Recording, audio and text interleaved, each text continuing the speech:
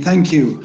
Your Excellency, Ambassador Edward Makaya, Ambassador of the Republic of South Africa and Permanent Representative of the African Union and UNECA, Ethiopia, distinguished guests, and highly respected and esteemed audience, thank you very much indeed for honoring us by coming to this very crucial session where we are going to reappraise, look back, reflect, and see what has been achieved during the presidency of the Republic of South Africa.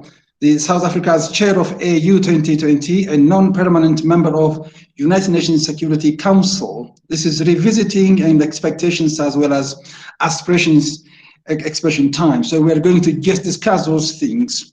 As you may all remember, in his acceptance speech, His Excellency Cyril Ramaphosa, the President of South Africa, reiterated a lot of extremely important and highly valued points that are very relevant to Africa today. And from among them, I'll just take only 5 points. One, his focus on inclusive development and deepening and widening the strengthening as well as heightening Africa's unity, more united Africa. The second one was on gender equality, and the third one on silencing the gun. And of course, the fourth one, which is extremely important and now currently almost on fire, well, that was multilateralism, which is almost sidelined due to current global governance, particularly in global north.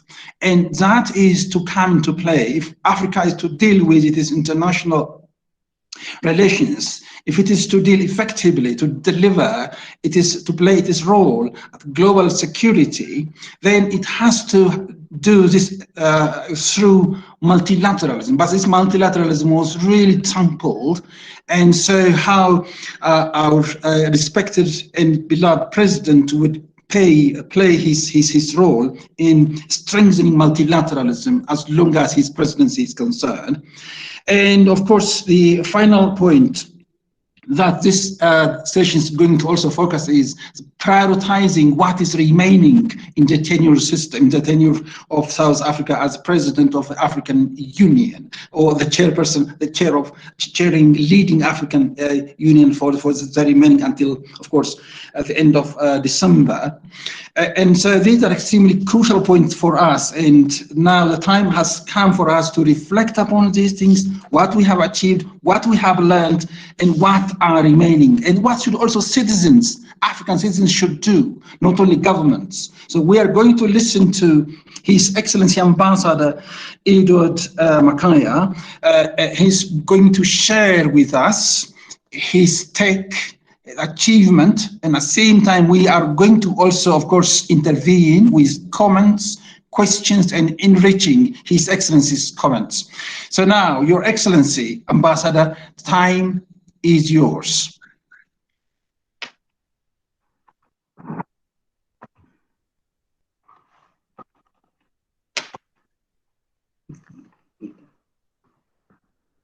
Yes, Ambassador, we can unmute, okay. Yes. Yeah. Thank you very much, Program Director. Good morning, colleagues. Program Director, distinguished invited guests, ladies and gentlemen, we greet you all this morning. It is a singular honor and privilege for us to be invited to this important Indaba session. Program Director, you have used the word Indaba, which is a word, a term in one of the South African common languages, meaning literally a discussion or a conference. So we take therefore it today that we are involved in a discussion, not a conference where one would just make a presentation and disappear. Program Director, ladies and gentlemen, it was on the 13th of February 2020 when we last interacted with you that was on the occasion to share with you the priorities of South Africa's chairship and the outcomes of the AU summit. Today, it's almost 6 months since that important interaction. We are mentioning this, dear colleagues, because it has been an extraordinary busy 6 months for our chairship. In an attempt to contextualize the discussion this morning, it's critically important that we remind ourselves of the key priorities of South Africa's chairship as outlined by His Excellency President Cyril Ramaphosa. And these are as follows. 1, to promote and support integration, economic development, trade, and investment in the continent. To drive implementation of the Presidential Infrastructure Champion Initiative in support of the AfCFTA. Third, to advance gender equality and women empowerment.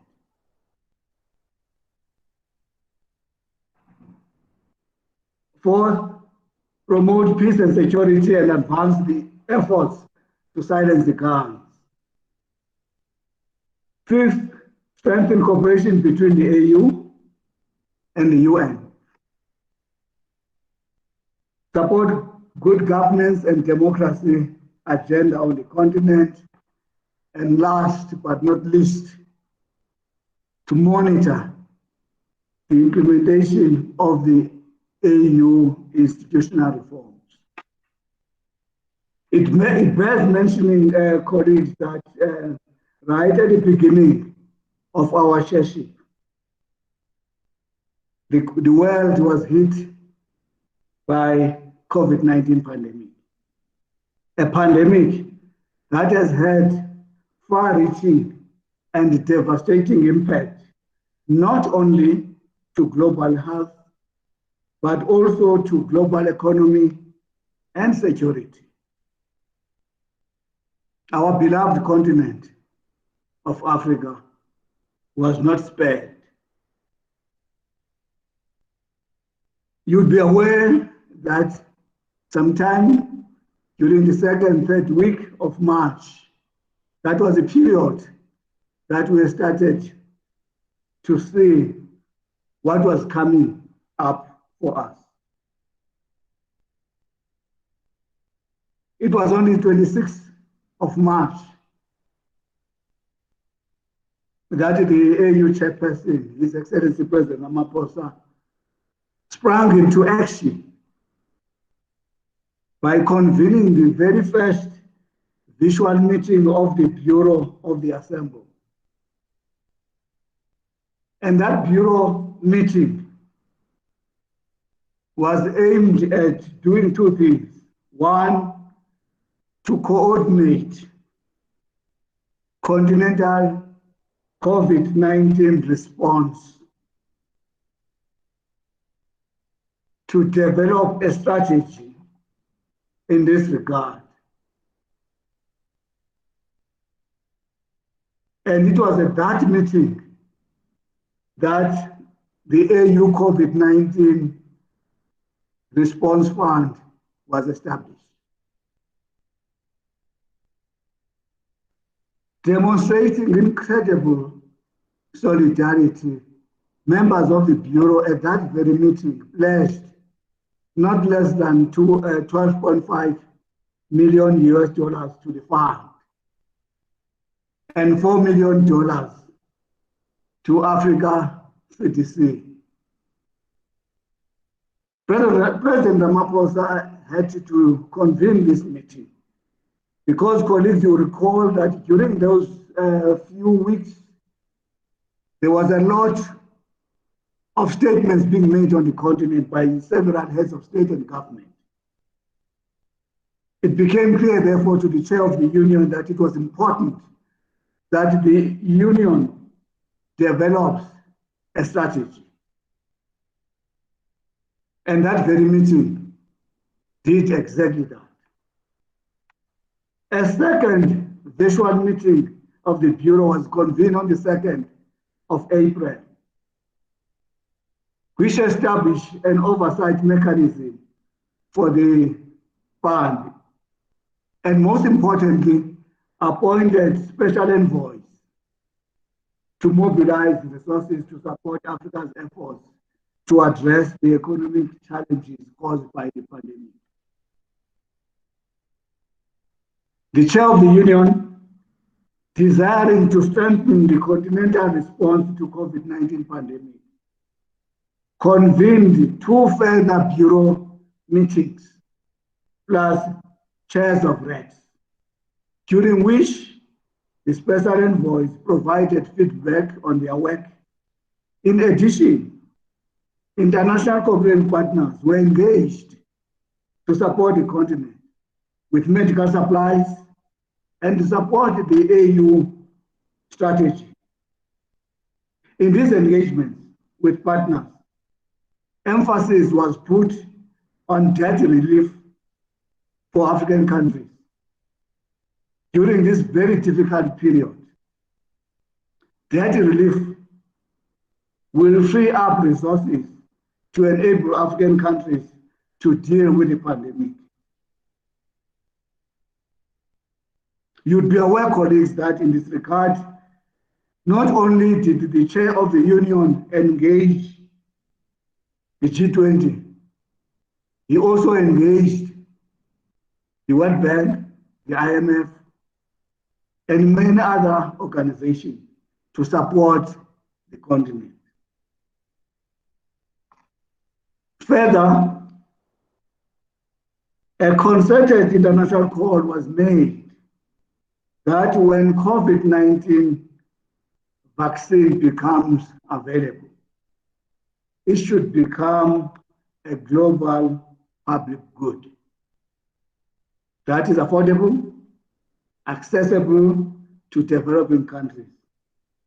You'll be aware, colleagues, that in this regard, meetings were held in the context of the WHO and the UN. In this regard, we salute the leadership provided by the Director General of the WHO.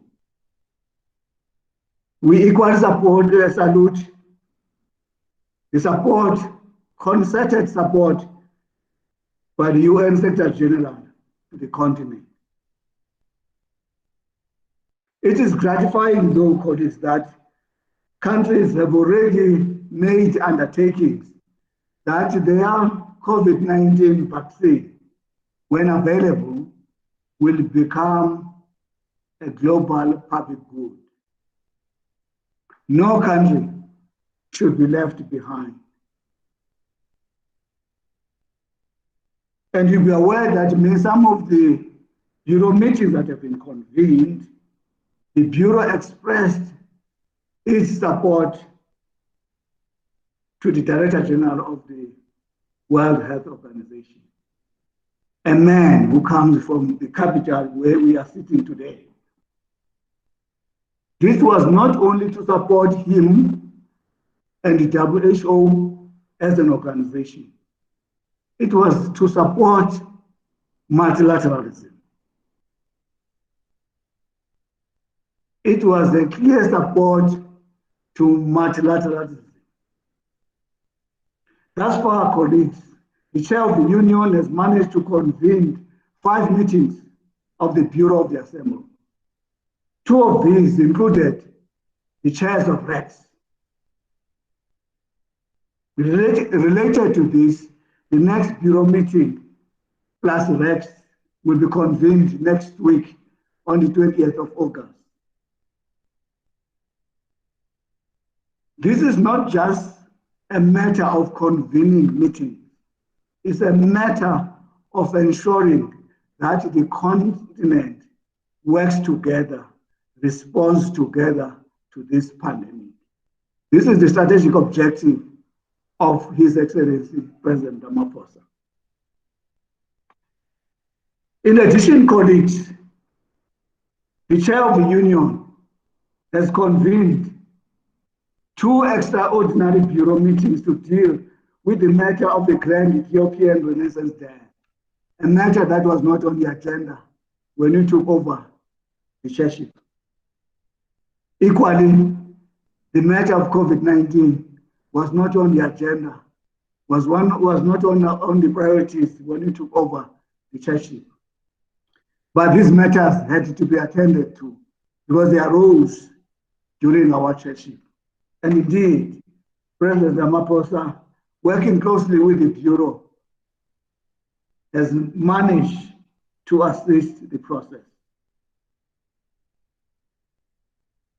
The parties to the Grand Ethiopian Renaissance Dam, GART as it's called, accepted an AU-led and supported process. And they committed themselves to finding a binding agreement on the filling and the operation of the dam, and work towards a comprehensive agreement on the Blue Nile.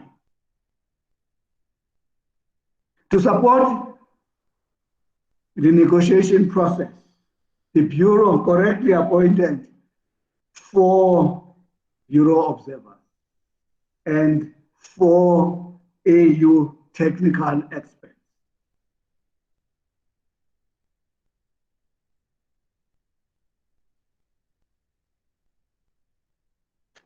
On the 17th of June, the chair of the union, again in an effort to spearhead the support to the continent to respond to COVID-19, co-hosted with the presidents of China and Senegal, the extraordinary China-Africa Summit on solidarity against COVID-19. Very important decisions were taken during that summit. Key among those was China's commitment not only to support the continent in terms of providing medical supplies and so on to the continent, but most importantly, China undertook to make the COVID-19 vaccine, when available, a public good. And China also then went on to pledge their support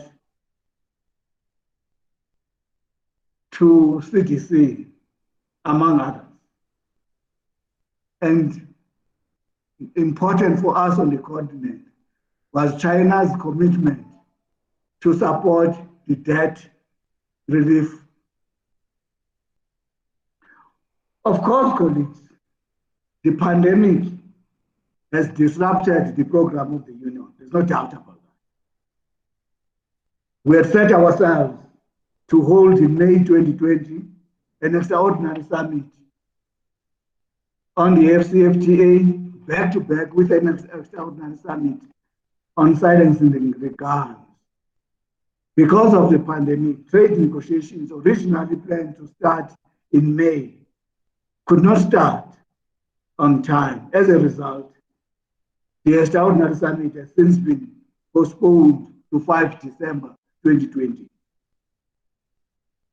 We equally had to postpone the commencement date of trading under the FCFTA, and the new date now is 1st January 2021. This postponement will give trade negotiators sufficient time between now and December to finalize outstanding issues like rules of origin, tariff offers, trade and services, among others. The postponement also gives time to those countries not yet ratified the agreement to do so. Furthermore, sufficient time is given to the AU Peace and Security to prepare fully for the summit in terms of implementation of the AU Master Roadmap, preparing a summit declaration, and tackling ongoing and emerging security challenges on the continent. On the other hand, the operationalization of the FCFTA Secretariat is well underway, The Secretary General was sworn into office in March. As we speak, he's preparing to take office in Accra by this weekend. On the peace and security front, notwithstanding the pandemic, there are ongoing efforts to resolve the most complex now Libyan crisis. The chair of the Union participated in 2 meetings convened by the President of the Republic of Congo. In addition, considering the complexity of the Libyan crisis, the chair of the Union is on constant consultation with key countries that are involved on the Libyan crisis. Work is being done by peace and security of the AU on the Sahel, particularly on the preparation to deploy the 3,000 troops. We are reasonably happy with the peace process in Central African Republic as they work towards the elections. We are equally reasonably happy with the work done in the Republic of South Sudan. The government of national unity in that country has finally reached an agreement on a thorny issue of the number of states. We believe this is an important development that will begin to set the stability firmly in that great country. On the promotion of democracy, a number of countries on the continent have conducted elections. And in the main, these elections have gone well and peaceful. We remain hopeful, though, that the upcoming elections in a number of countries on the continent will equally go smoothly and peaceful. While 2020 has been extremely demanding and challenging with the outbreak of COVID-19 pandemic, which strengthened our focus on the vision of a peaceful and secure Africa, we had to adjust and adopted an approach that would include intervention to fight the pandemic on the one hand, and on the other hand, to continue with the implementation of the theme for the year, which is silencing the guns, creating conducive environment for Africa's development. Related to this, South Africa, as one of the 83 members in the United Nations Security Council, combined with the chairship of the Union, had to endeavor to foster a dynamic interaction between the AU and the UN in critical areas such as peace and security. It is paramount that this partnership steers both councils towards a shared understanding of the root causes of conflict and leads to a closer collaboration, especially on preventative diplomacy, mediation, and enhanced coordination and effective utilization of early warning mechanisms. South Africa has played a fundamental role in enriching cohesion and coordination within the A3, the AU Peace and Security. Furthermore, South Africa, in her capacity as the coordinator of the A3 during the first 3 months of this year, kept a dynamic interaction with the AU Peace and Security. And South Africa was invited to deliver some statements on the topical issues on the continent. Program Director, let me conclude these remarks by stating that indeed the past 6 months have been extraordinarily busy in our church. And moving forward, into the next month, leading to the February 2021 summit.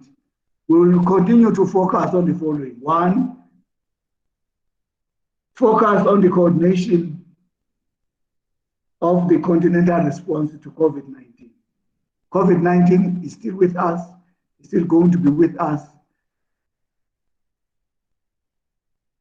We'll then continue to support the process leading to the 5th December Extraordinary Summit on AFCFTA and silencing the guns.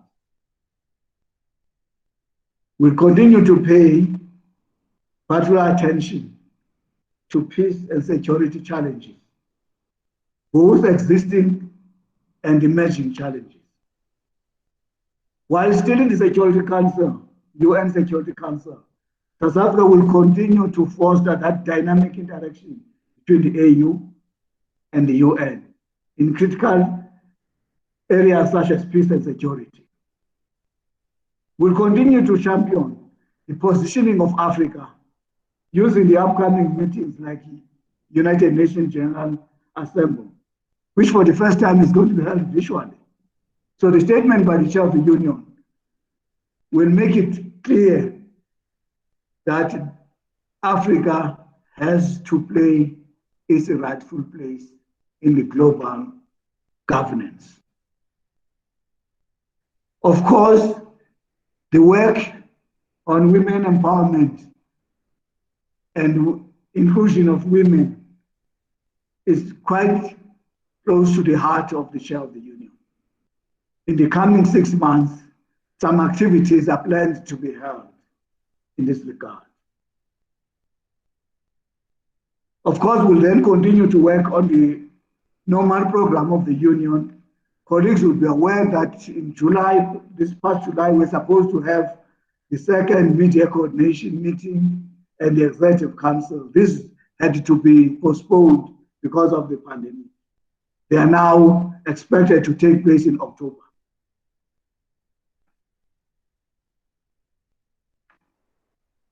Program Director, you'll be aware with your colleagues that the work of the Union with regards to the implementation of the institutional reforms is well on course. Key in this regard is a process to select the senior leadership of the Commission, and the election thereof will take place in February 2021. We are expecting that all the wise and highly qualified Africans will apply for this position. The panel is dealing with this matter. And we're hoping, therefore, that one of the outcomes of the February summit will be the election of the new leadership of the Commission.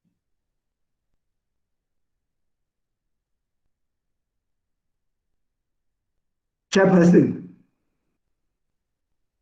we want to conclude, therefore, with those few remarks, and then we will then be ready to engage on the questions and comments. Thank you very much then for giving us the floor.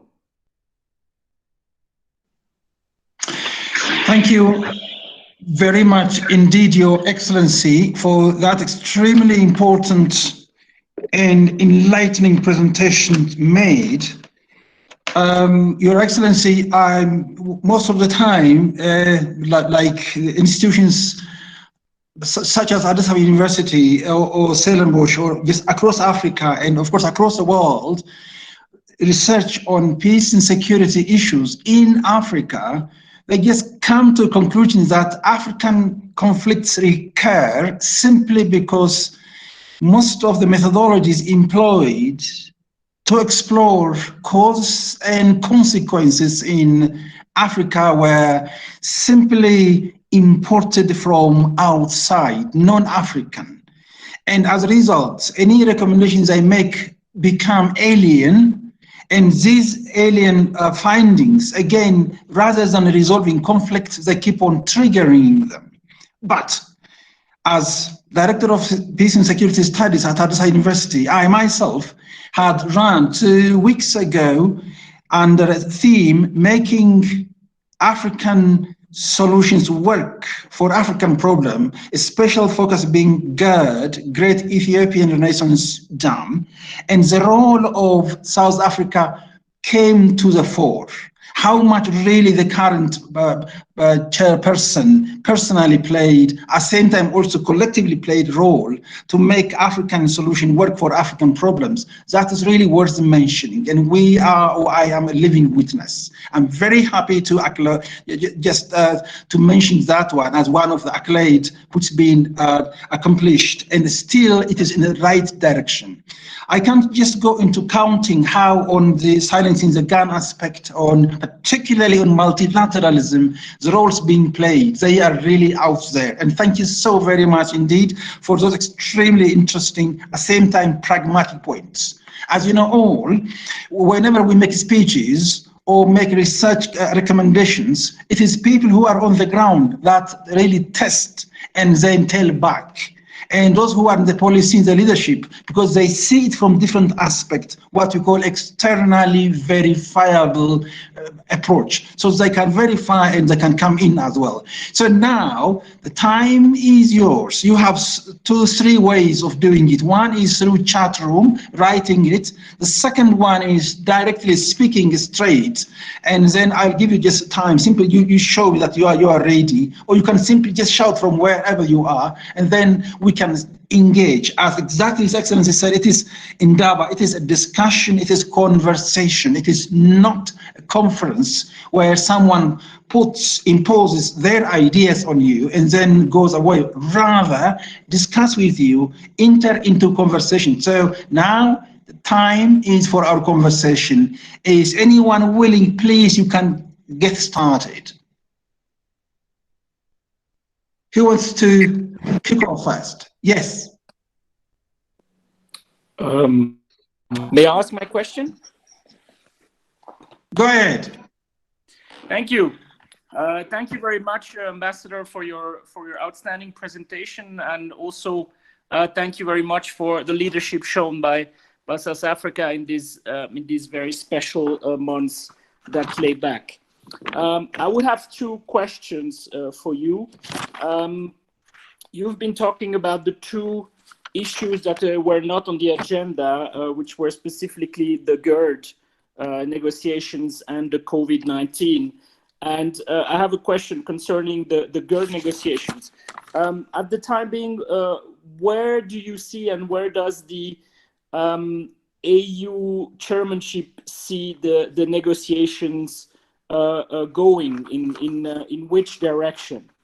And my second question is related to the point that you made about the nomination of the senior leadership of the AU Commission, which would be one of the goals of the next February summit. I would like to know whether you think that if the elections can take place at the February summit, that the new commission will be able to start its work right after the summit, or do you expect also, or do you expect some delay? Thank you very much. Thank you very much indeed. As a reminder for all the following speakers also, could you just kindly introduce yourself and your affiliations as well? It would be really nice for us to address. Yes, sorry. Yes. I'm currently the chargé d'affaires of the Swiss embassy here in Addis Ababa. Thank you so very much indeed. Thank you. Your Excellency Ambassador, you have got 2 questions there, as I'm sure you have heard. One on the GERD, where the negotiation leading to, and in relation to COVID-19, I was expecting more questions, but on the summit, which is to take place on 2021. So these 2 very interesting questions were there, and now to you, Your Excellency.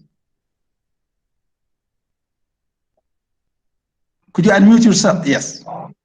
Yeah, thank you very much, Program Director. Maybe a Program Director to answer the first question from Jean Mark. I want to start off from where you started, resolving African problems. That's a mantra. You would be aware, colleagues, that the matter of getting into the AU was not an easy process. GERD issue went into the Security Council. And of course, you'd be aware that many countries and many people on the continent felt strongly that this matter needed to be dealt with by the continent itself. So we're very grateful, therefore, that the three parties agreed that this matter must come back to where it belongs, which is the AU. The Bureau, led by President Ramaphosa, is assisting the parties to find a solution. This is an African problem.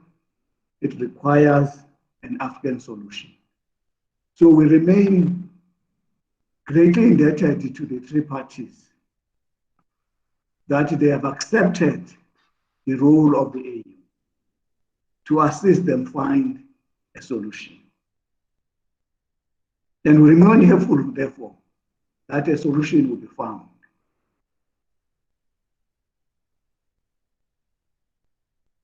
Jean-Marc, I'm not going to, for obvious reasons, pronounce on how we see the negotiations going forward.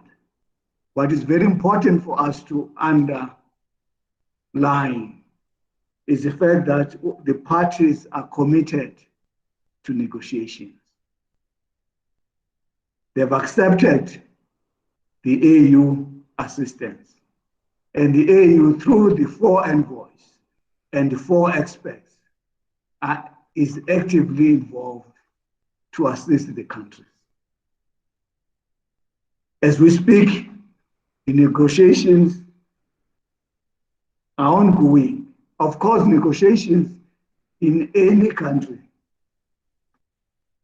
do face occasional challenges. In this instance, we understand that the parties have agreed that they need to consult and then resume negotiations. And that's what the AU is expecting them to do the consultation, resume the negotiations, try to reach an agreement. On the question of the selection, the delays that we might have on the selection of the leadership of the commission, we in our last interaction with the panel, remember there is a panel of eminent Africans that is leading this process. It was duly appointed by the summit. It reports to the summit. So that panel is spearheading the process. As we understand it, they do have a roadmap. Advertisements have been issued, vacancies were announced, and they're closing beginning September, and then they will continue with the process leading to the February summit. Thus far, we don't think that there's going to be any delay in that process. They assured us when we last interacted with them as a PRC that they believe they will be in a position to proceed, and we've given them that space. They've got our support, but we respect their independence as an independent panel. So we don't interact with them. We'll then wait to hear from them come February 2021.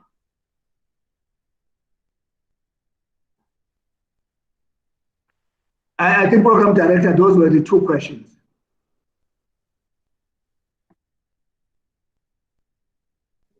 Great. Thank you so very much indeed. Maybe on his the leadership for this February 2021 summit, it was also keen to know more about that. I'm sure he can deduce from your response. And if there's another question coming out, I would be very happy to give you a chance.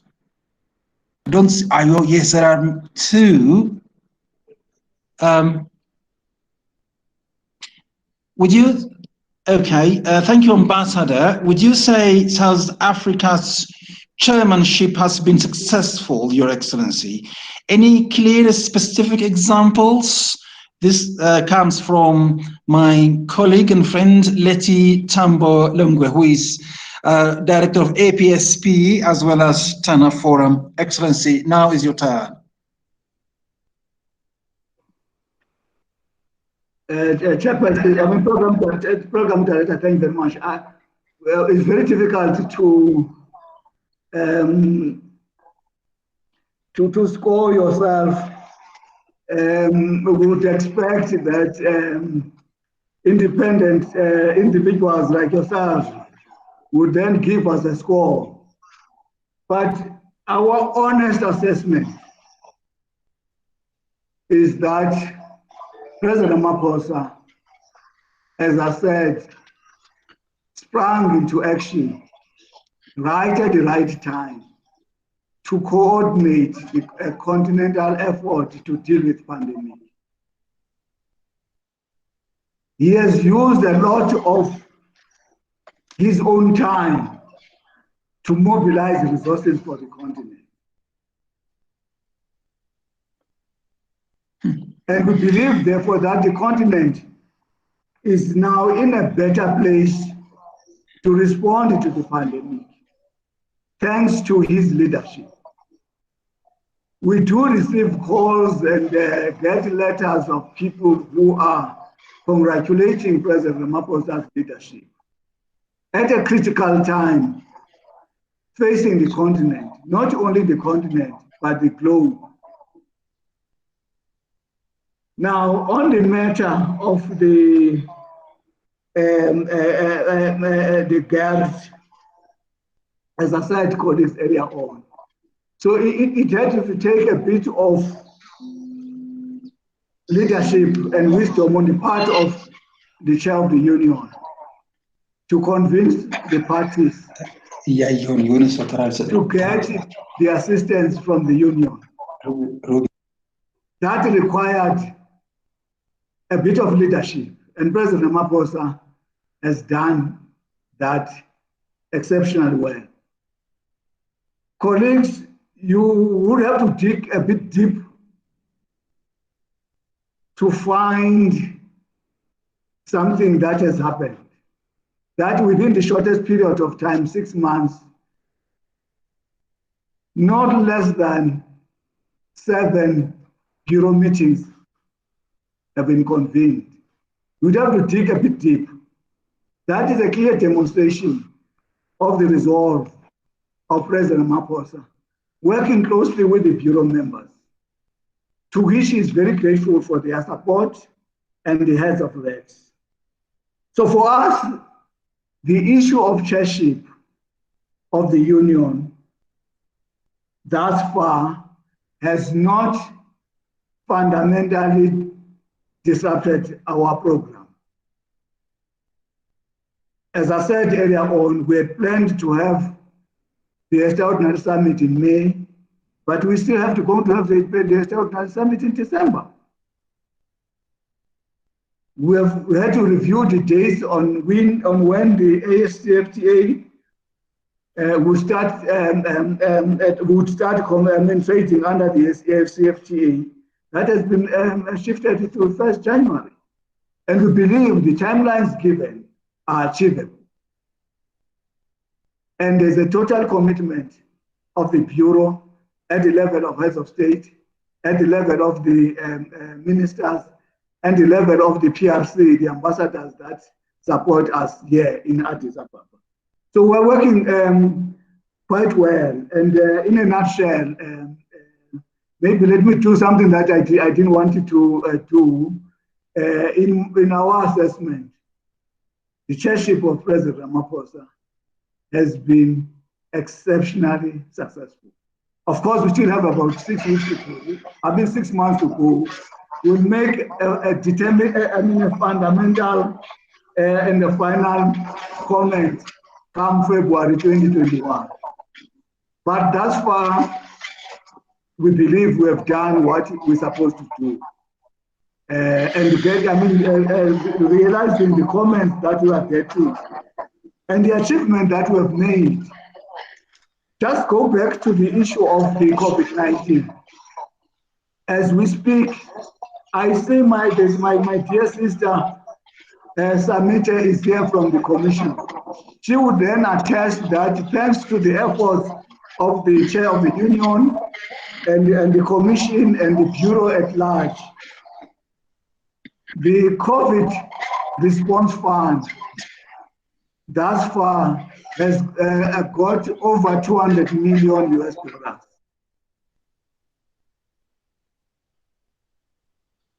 The Africa CDC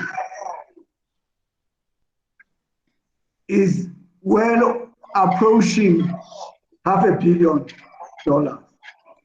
Most importantly, President Ramaphosa directed Strive Masiwa, very prominent African from Zimbabwe, to lead us in terms of procuring medical supplies. He set up what we call medical supplies platform, where countries on the continent, as we speak, over 40 countries on the continent have joined. From there, you buy, and then the supplies get delivered. Of course, we get assistance. The payment is done through the Exim Bank based in Cairo. So everything that is humanly possible has been done to make the continent ready to deal with the pandemic. But of course, colleagues, with the understanding that the pandemic has exposed huge gaps in our health systems, in our economic policies, because when we started locking down, immediately our people didn't have food. Those who are selling on the streets, those who are going to the markets every day, they could not earn income. But with the debt relief program, the concessional loans that are being availed to many countries on the continent, we believe the continent is in a position to deal with the pandemic. But of course, as we say that, we are also mindful of the fact that we also have to keep a close eye on the sustainability of the debt. We don't want to incur, as a continent, debt that is going to become unsustainable. In any way, that becomes a sovereign matter. A sovereign government will make that determination. But I think within the AU, we have advised the 3 commissioners to come up with a strategy to advise the continent on debt sustainability. Because we don't want, after 5 years or 4 years, then we experience a problem that many of our countries have got a debt that they cannot honor. So it's a concerted effort, colleagues. Nobody knew that we were going to have this pandemic. But we believe we have responded in a very positive way, and we are comfortable. Of course, the numbers are rising. Infection numbers are rising in our continent. But we believe that sooner than later, a vaccine will be found. Not only a vaccine will be found, that our people will then respect the regulations, social distancing, putting up masks. That's the only way to deal with this. That's the only way to deal with this. Of course, we do note that some of our countries are now starting to open up their airports and so on and so on. But then the majority of them have not done that because they still want to have a bit of a handle. We believe the country makes an assessment if it comes to a conclusion that they've got a bit of a handle on the pandemic. So it's a sovereign decision taken by a country to open up. So the continent has not, while the numbers are increasing, but we are, compared to the earlier comments that we were going to be greatly affected, thus far, it's still manageable, colleagues. It's quite clear to us, it's still manageable. Thank you very much, Mr. Thank you very much indeed. There are a number of questions I'm very happy about. I saw already, of course, I noticed the presence of excellencies, dignitaries here at the same time, and I was even to call upon to make a sort of comment by Her Excellency AU Commissioner, but wanted to have more questions and then put these all together and maybe give her 10 to 15 minutes. However, if she wants to come in now, I'd be very happy to give her a space of time to comment on, particularly, of course, in the area of she wants, but on this African solution for African problems areas, and of course the assessments and achievements that have been already scored by South African chairmanship. And by the way, to be honest, as an African, I would say well begun is half done. So to be honest, so far the beginning is very promising, and we're expecting, our fingers crossed, to finish the leadership, the chairmanship also, with more resounding success. Now, Your Excellency, Commissioner, if you want to intervene, I'll be more than happy to invite you. Thank you very much.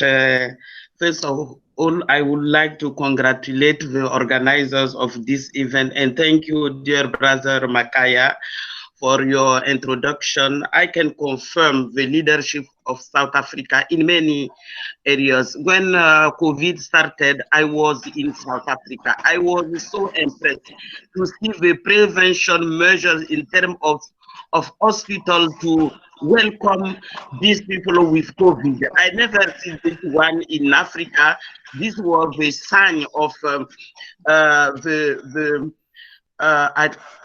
I want to say to protect population and also to find a solution. I was in South Africa for an issue. I can confess that measure was taken, but this COVID is difficult disease, and also what the problem is discipline. As African, we don't respect, and African citizens, we should respect measures from World Health Organization and Africa CDC. And also Ambassador Makaya mentioned some issues as the chair of African Union.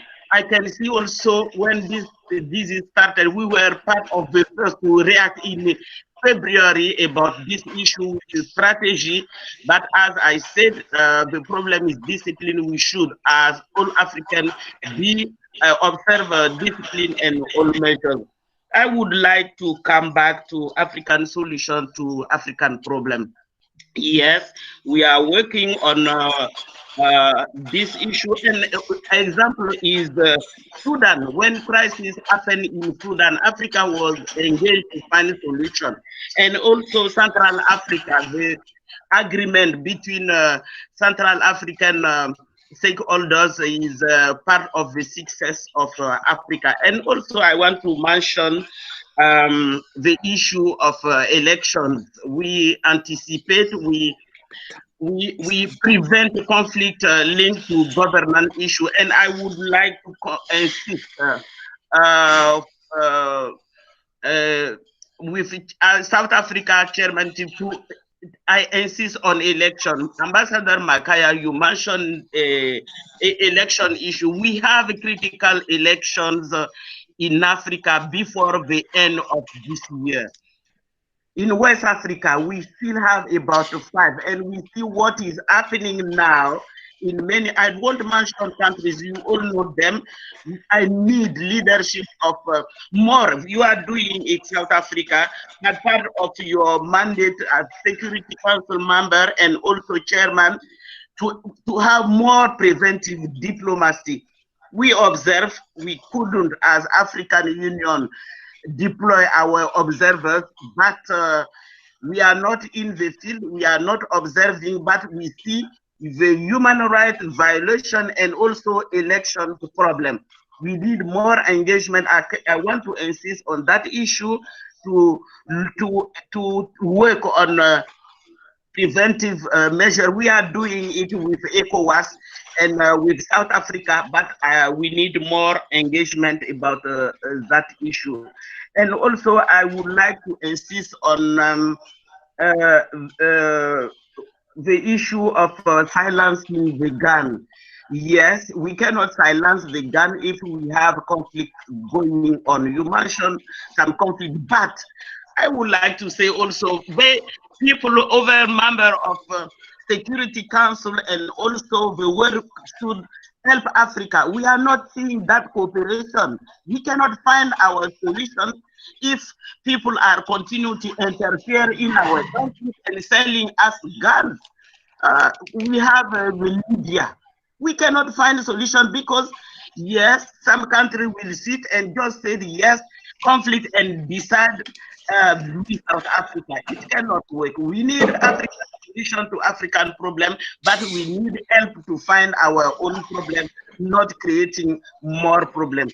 And lastly, as a member of Security Council, the issue of the UN reform is not moving. That one is very important. We cannot continue with this situation, ignoring Africa as part of the Security Council as a permanent member. As the Secretary of the Committee, I would like to see South Africa also as a member of UN Security Council. These are some comments I want to say, and thank you, Ambassador Makaya, IPS, and all organizers for occasion given to us to express ourselves on this issue. I will, if there are some questions, I'm ready to reply. Thank you very much, moderator. Thank you very much, Excellency. Indeed. Ambassador Makaya, if you want to quickly reflect on the comment itself, I would be happy to give you some 2 to 3 minutes. Thank you very much, Program Director. My dear sister, thank you very much for your comments. Indeed, we are working very well with the Commission, with all the commissioners. They are giving us the required support. I think the commissioner then mentioned the elections in West Africa in particular. Indeed, if you were to look at the countries that are going to have elections in West Africa, it does appear that some preventative diplomacy is required. So we've taken that on board, and we will then ensure that the chair of the union engages. And of course, we continue to salute the role of ECOWAS, the role of regional economic communities is quite important. So ECOWAS always steps to the plate and does what's best for that region. So we commend them and we encourage them to do more, particularly in the countries that are going to have elections in that part of the world. But of course, the chair of the union would then have to say what is that he can do. On the foreign interference, my dear, I mean, Libya is a classical example of foreign interference. And in my almost 30 years now in foreign service, this is the matter that we've been talking about. And unfortunately, we still not have been able to have a hand on this. There are those countries that are consistently engaging on the continent, not to support the general line of the continent, but to service their own interests. It's sad, colleagues. So what is taking place in Libya is a sad story.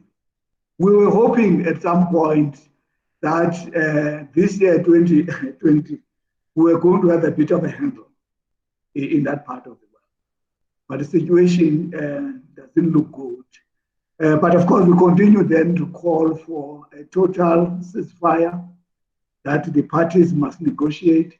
There is no military solution to the Libyan crisis. That has to be underlined. The UN must step in. AU has to step in to assist in the Libyan situation. It's our problem. We need to assist resolve it. On the UN reform, my sister, it's one of those issues that is on our agenda as Africans. I invite you to listen to the statements to be made by our heads of state during UNGA. All of them, without fail, will be calling for the reform of the UN, particularly Security Council. And we'll continue to make that call. We shall never tire from making that call. I mean, some of us are pushing for what we call a text-based negotiation. It doesn't help to be having a meeting and there's no document, you meet next week. And so if you have that kind of an approach, so you're going to be meeting forever. So a text-based negotiation is now required because we have been talking about this for a while. Program Director, I thought I could just make those comments. Otherwise, thank you very much, my dear sister Samita, for your comments. Thank you, Excellent. Thank you so very much indeed. Thank you.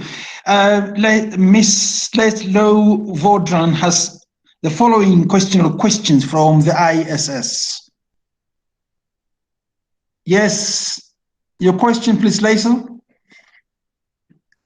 Hello? Hello? Hello? Okay, so then I'll move on to Carol's question. Carol's question is, which agenda would you like the next presidency of the AU to keep carrying in 2021? That comes from Carol Van Ale. Your Excellency. Thank you very much. I also then see on the screen my dear countrymen and that are here, compatriots that are here joining us, greeting colleagues. We were, in one of our interactions, we made the point that South Africa's understanding of the AU chairship is that it's a continuum. South Africa is the chair 2020. Egypt was the chair 2019. Among the issues that South Africa is dealing with are the issues that Egypt was dealing with in 2019. Equally, the country that is going to take over the chairship in February will continue with some work that would not have been completed. It's quite clear to us that the issues of peace and security will always be on the agenda. It's quite clear to us that come 2021, we'll still be dealing with COVID-19, its impact, particularly now when it comes to economic response to COVID-19. Considering that our countries now are struggling, their economies are not going to grow, and they are shrinking, high unemployment rate, businesses closing down. So the picture is not that good. So whoever takes over from President Ramaphosa will have to continue with the work around preparing the continent to respond collectively to the impact of COVID-19 in all its facets, economically, socially, in the climate change, and in the security area. Thank you. Very much. Thank you. That's great indeed. I'm sure that is a very important question. And if I would add, just from academic aspect as well, Africa's unity is still at a lower level. So I think that is strengthening and deepening Africa's unity and integration, and that free trade area must also be really, really stressed and should be also carried on. And Africa's place in the United Nations as permanent member, the fight must continue, to be honest, I would say so, just to add into His Excellency's excellent answer. Is Leslie now ready? Hello from ISS, are you ready? There must be some problem with your mic. I can see you. You just are attempting to speak, but we can't hear you. What unfortunate. Oh, just you write it then. Okay. My question says, Laisel, the AU chair has appointed 2 envoys. Are they AU envoys? And if not, is there a plan to appoint AU envoys for Zimbabwe? That comes from ISS colleague and our colleague as well. Okay. Yes, Your Excellency Ambassador. Thank you very much, Program Director, for this question. I've got over 25 years now in the Foreign Service. A greater part of those years, from year 2000 to the year I left Pretoria, which was 2019, among the issues that one was dealing with was Zimbabwe. And SADC took a conscious decision long time ago, informed by the principle of subsidiarity of the AU, that the issues in that part of the world, security issues in that part of the world, would first be dealt with SADC. As we speak, the chair of the union has appointed 2 envoys to go and engage the Zimbabwean leadership with a view to assist them find a sustainable solutions to their problems. And these envoys are not the AU envoys, are not the SADC envoys. These are the envoys that the chair of the union has appointed. You'd be aware that his predecessors, former President Mbeki was first engaged in Zimbabwe, and then former President Zuma was also involved in Zimbabwe. Those heads of state had been appointed or mandated by SADC to intervene, to assist Zimbabwe. In this instance, the matter of Zimbabwe is not on the agenda of SADC, and therefore President Ramaphosa, as a neighbor to Zimbabwe, as a country that gets affected by instability in Zimbabwe, found it necessary to send these envoys and just engage the Zimbabwean leadership. We are hoping, therefore, that out of those engagements, then a sustainable solution will be found. Thank you very much, Chair. Thank you so much indeed. Could I just call upon the AU Commissioner, if Her Excellency is there, to add a point or two on this, and on the previous, particularly on the priority for the next chairperson, what they should focus on as well. Your Excellency, are you there? Do you like to just add some points on those? Yes, please. Yes. Yes, Victor, thank you. Our brother Makaya already replied. The African Union is, the agenda is a continuity. South Africa is doing, I'm quite sure the next chair will continue, and as South Africa will be member of the Troika, South Africa will continue to engage, and also the next chairman and the immediate past chair, they will be together to work. And we have, we have our priorities. He mentioned CFTA. We will continue with CFTA, and also we have a link with that one, free movement. We cannot have a free trade without a free movement. We have peace and security issues, and now this COVID situation.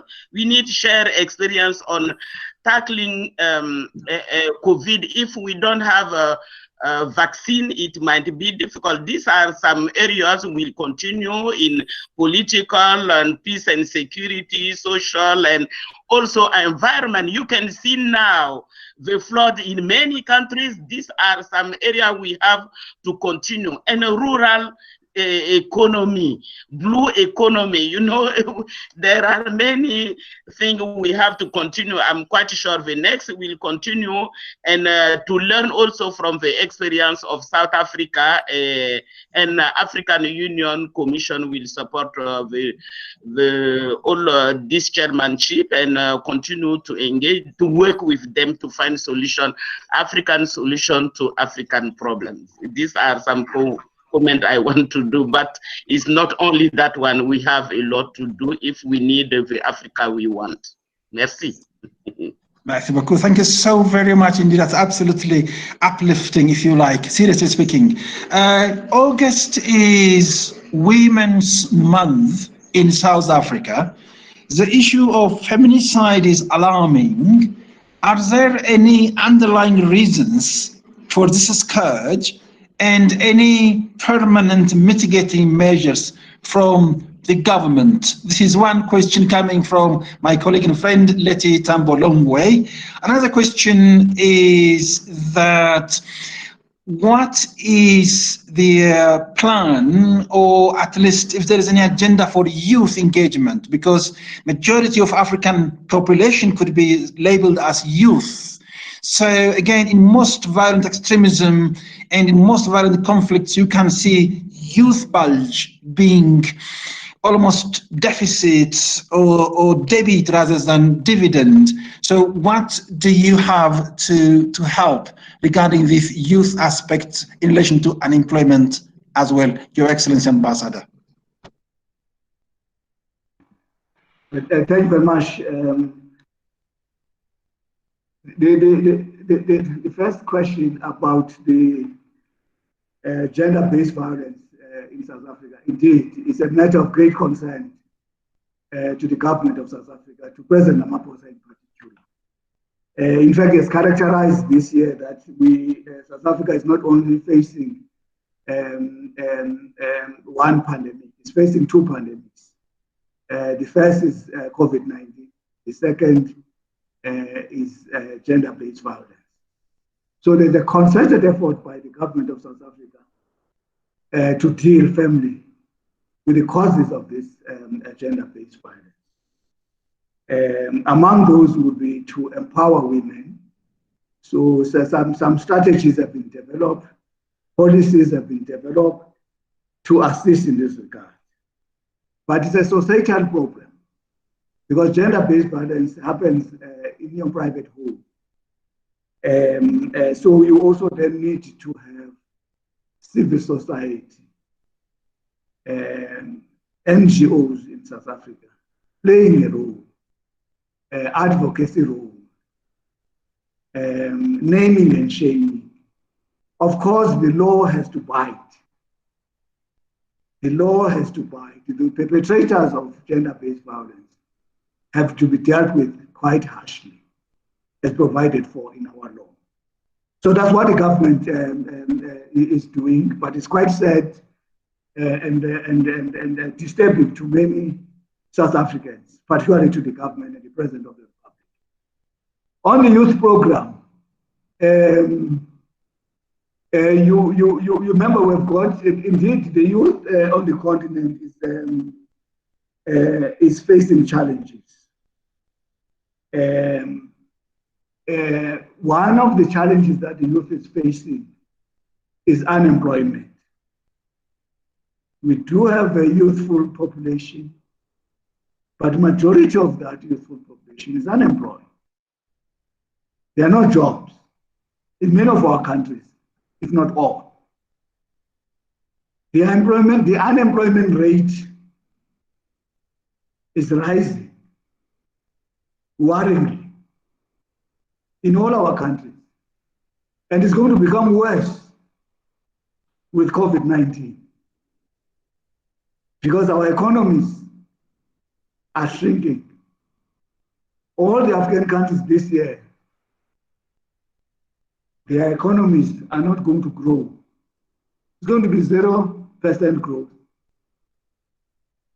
Companies are closing down. Companies have closed down. Companies will close down. So the future doesn't look good. So what is required? One, we believe that we need to change and reposition our economic policies. COVID-19 has exposed fundamental gaps in our economic systems. Focus has to be on industrial development, manufacturing, value addition, innovation, the use of technology. And those are the areas that the youth has to play a role. What the COVID-19 has also then showed us is the creativity of our people. As we speak, all our countries are not importing cloth masks. Many women on the continent jumped and are producing cloth masks for our people. So that's the creativity, innovation that we want to see. Focus on agribusiness. What we have on the continent is the land. We need to commercialize our land, our agricultural system. And the youth has to play a role in that regard. That's probably one of the low-hanging fruits, producing sufficient food for export. The youth of the continent has to be encouraged to see agriculture as a business, as a venture.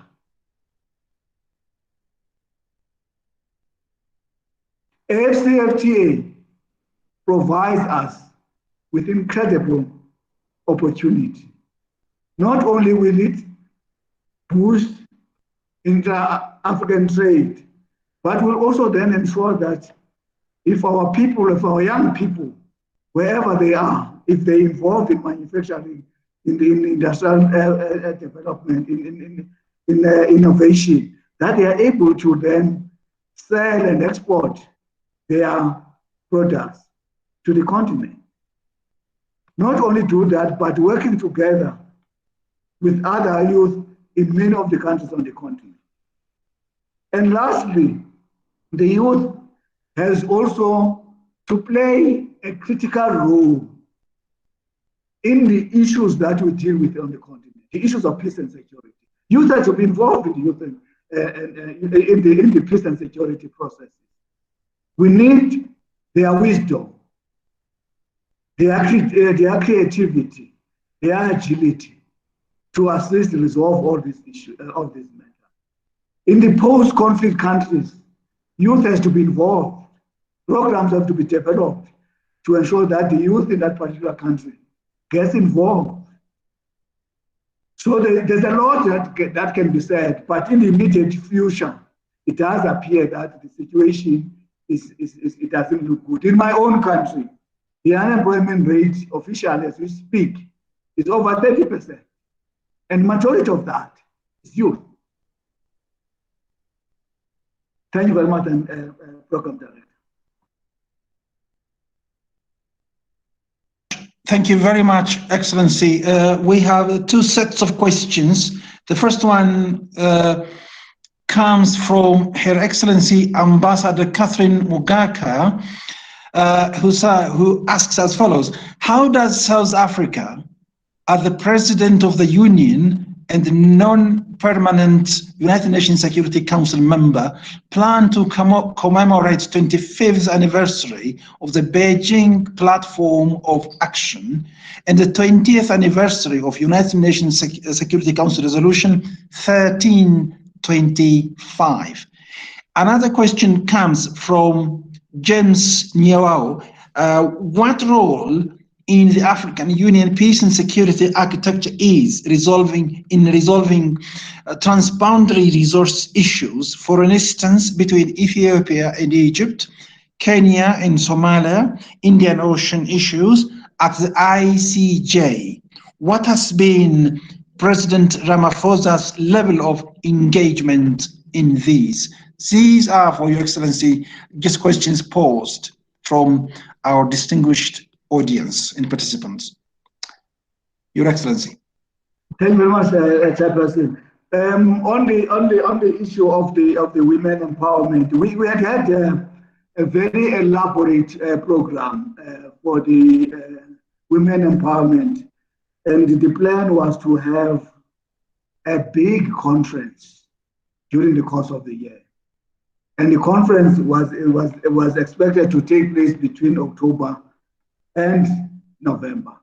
And we believe that the chair of the union is still committed to that. And that conference was going to do two things. One, it was going to talk to the issue of women empowerment and financial inclusion.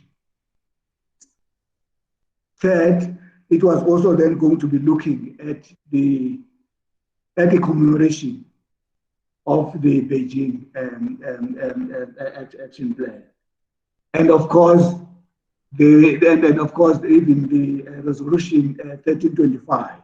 So there was a program, and that program is still on course. What we don't have now are the exact dates of those activities. And the chair of the union feels very strongly about women empowerment. And of course, in the UN, South Africa is still a member of the United Nations Security Council, and will be handing over to our dear brothers and sisters of the Republic of Kenya come December. So we between now and then, South Africa will then continue to play her part in the United Nations Security Council. And of course, you'll be aware that quite a number of engagements and activities were held in the whole question of women empowerment. You'll be aware of the October 2019 session on women involvement in peace and security last year. The last question about the chair's involvement in the transfrontier issues, Kenya, Ethiopia, Kenya, Somalia, and so on and so on. And some of these matters are before the ICTA. And of course, we can safely say now that the chair of the union has not been requested in his capacity as chair of the union to engage in any of this. But I do recall that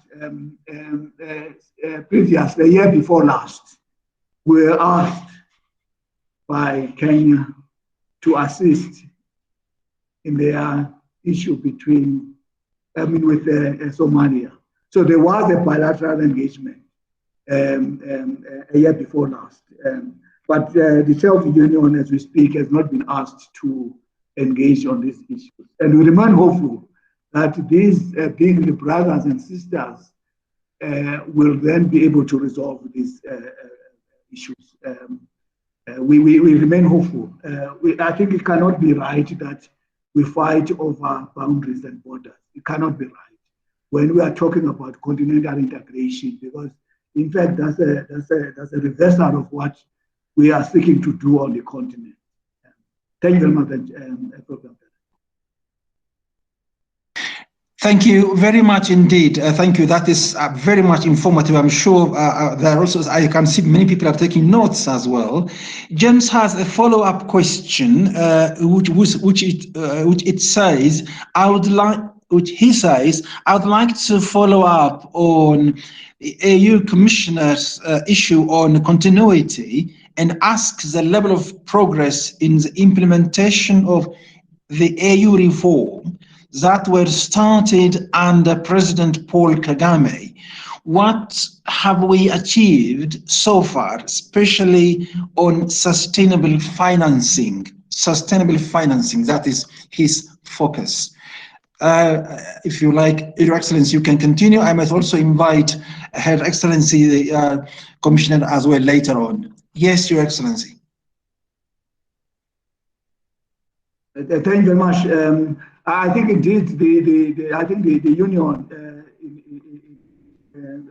collectively will continue to salute President Paul Kagame for his leadership in the what we call institutional reform of the union. He played a leading role in this regard. Some work has been done. As earlier on, I made reference to the work of the panel, which is the consequence of that, the reform program. But on the matter of the financing, you recall that that matter is almost now complete.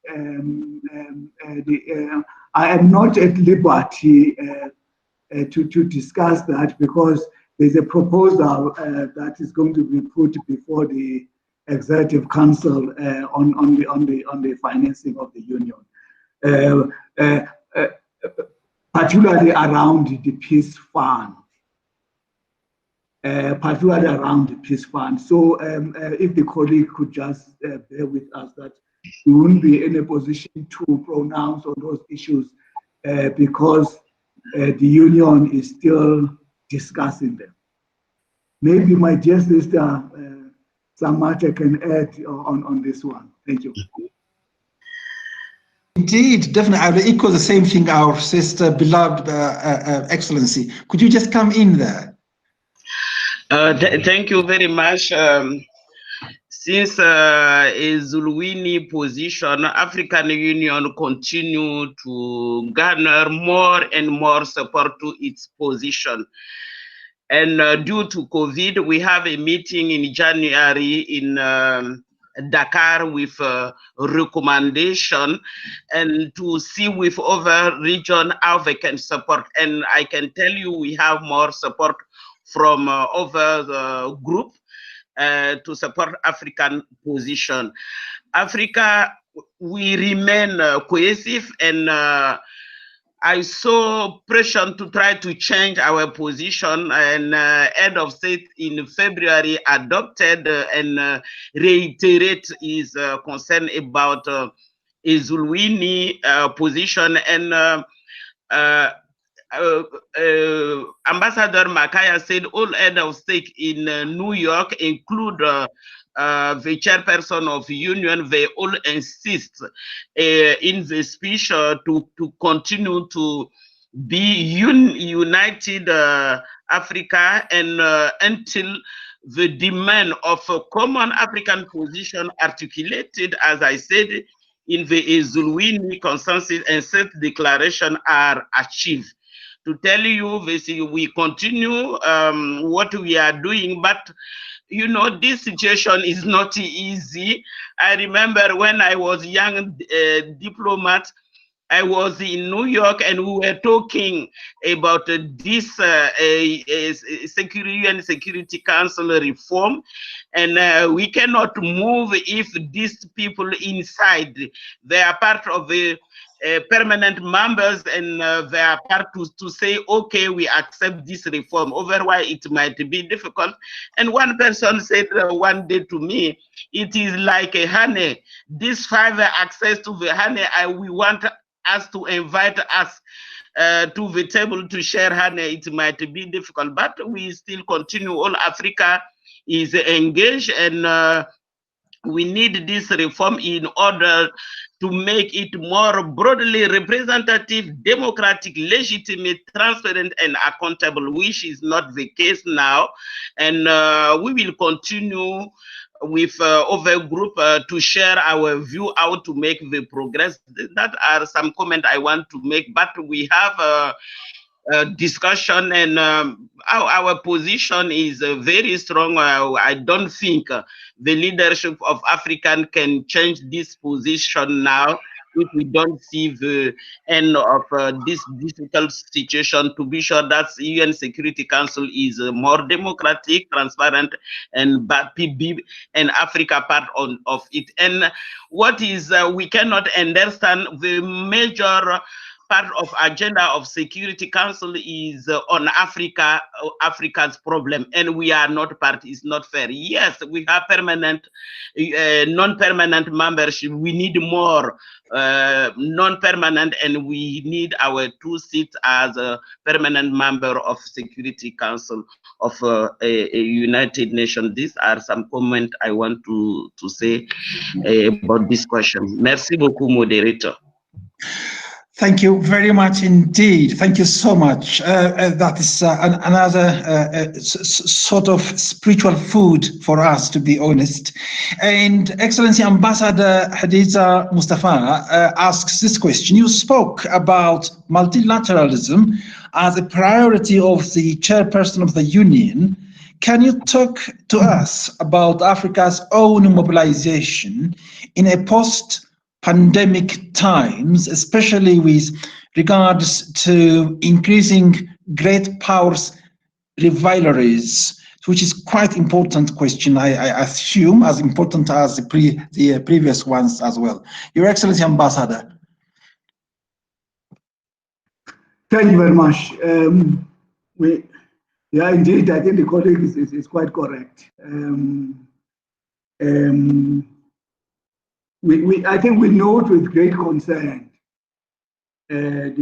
what appears to be the increasing tension between the United States of America and China. And we are hoping, therefore, as a continent, that we will not be going back to the Cold War period, where countries were pressurized to choose sides. We're hoping that whatever issues that bedevil the relationship between these 2 big countries, that those issues will be resolved and save the world.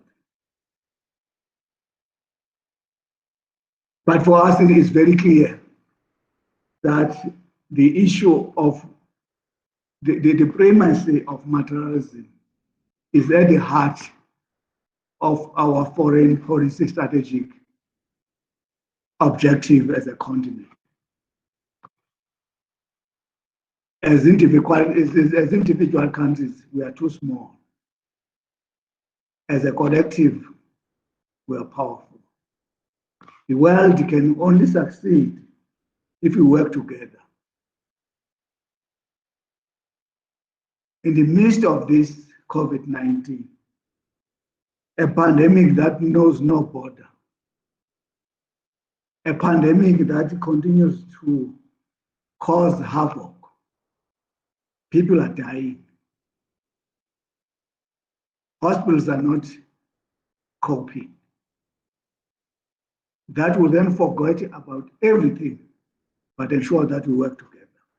If there was a time in the human history on the need to work together, it is now. Global solidarity is required.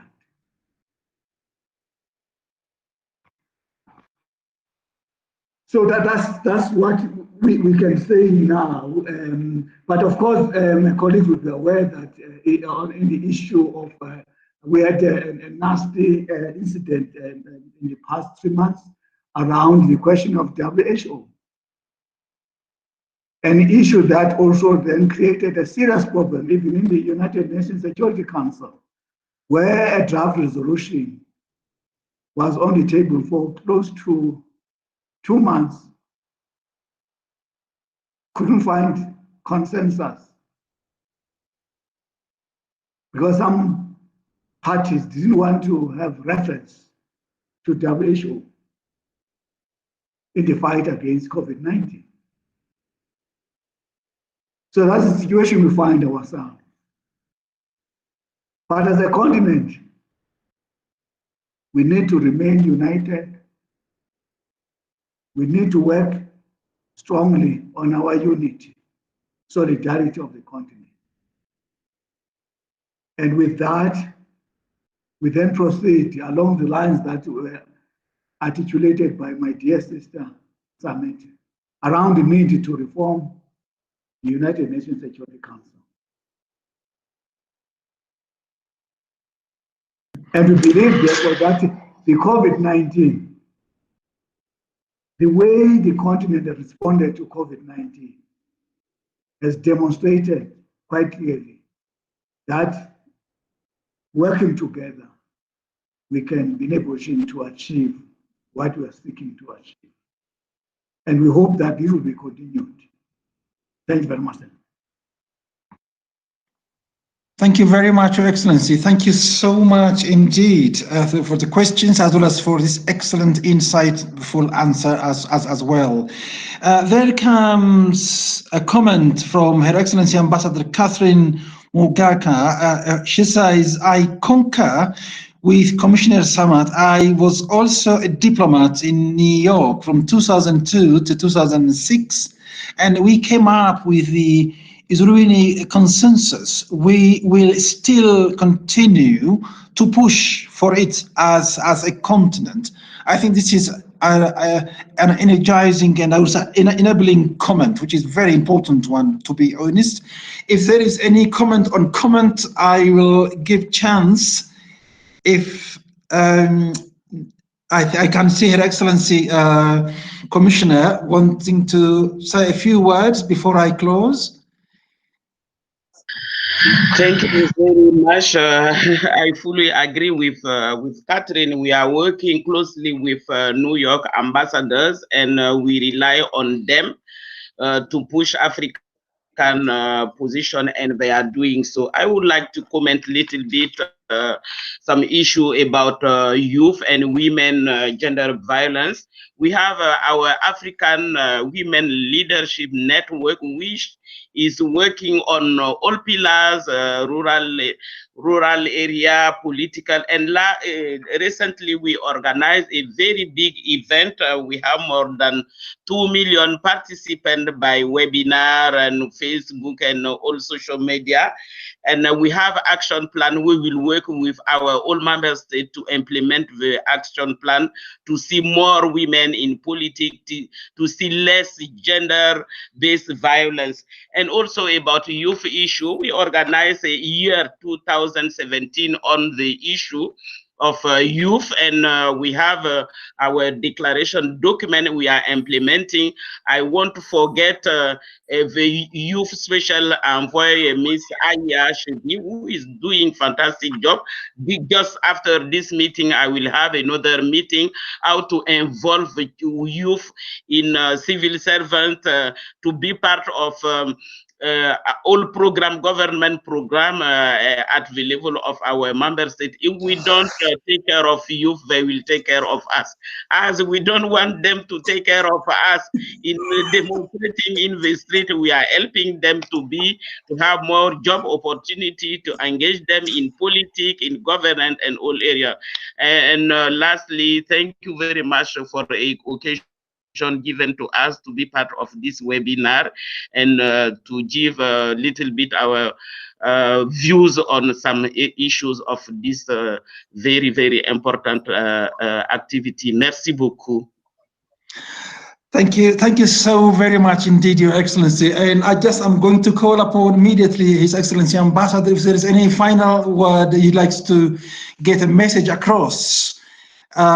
Before I close it, before I call it to a close. Yes, Ambassador, if you like to say a final few words. Thank you very much, Program Director. Program Director, we just wanted to make a point that the COVID-19 pandemic has not fundamentally disrupted the program of the Union under the chairship of President Ramaphosa. And we are, as we've indicated in our earlier remarks, that the year has tended to be extremely busy. The past 6 months have been extremely busy. As I said, you would have to dig a bit deep to see a year when a Bureau of the Assembly was convened more than 6 times within the shortest period of time. That was a clear reaction of the president desiring to ensure that the continent works together in a coordinated fashion. That's one. 2, we still have a lot to do between now and the next summit. As I said, we are going to have the second mid-year coordination meeting in February. We are going to have the AU-EU summit end October in Brussels. Thus far, we don't know whether it is going to be virtual or physical. We are going to have sometime in September the AU-EU ministerial. It's supposed to take place in Rwanda. As we speak, we don't know whether it's going to be virtual or physical. And of course, we are working flat out to prepare for the extraordinary summit to take place on the 5th of December.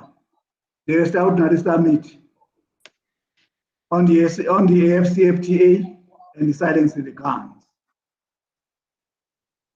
We're putting a lot of pressure on trade negotiators throughout the continent to work with speed to finalize all the outstanding issues so that we can then have the summit on the 5th of December adopting the report. And of course, we will then continue to work on the coordinating the work of the continent on the COVID-19. As I said, and then another meeting is convened next week on the 20th of the Bureau, where we expect the special envoys to report back to not only to the Bureau members, but also to the heads of REX on the kind of work that they are doing, the kind of funds that they've received, and how those funds will be distributed to the continent.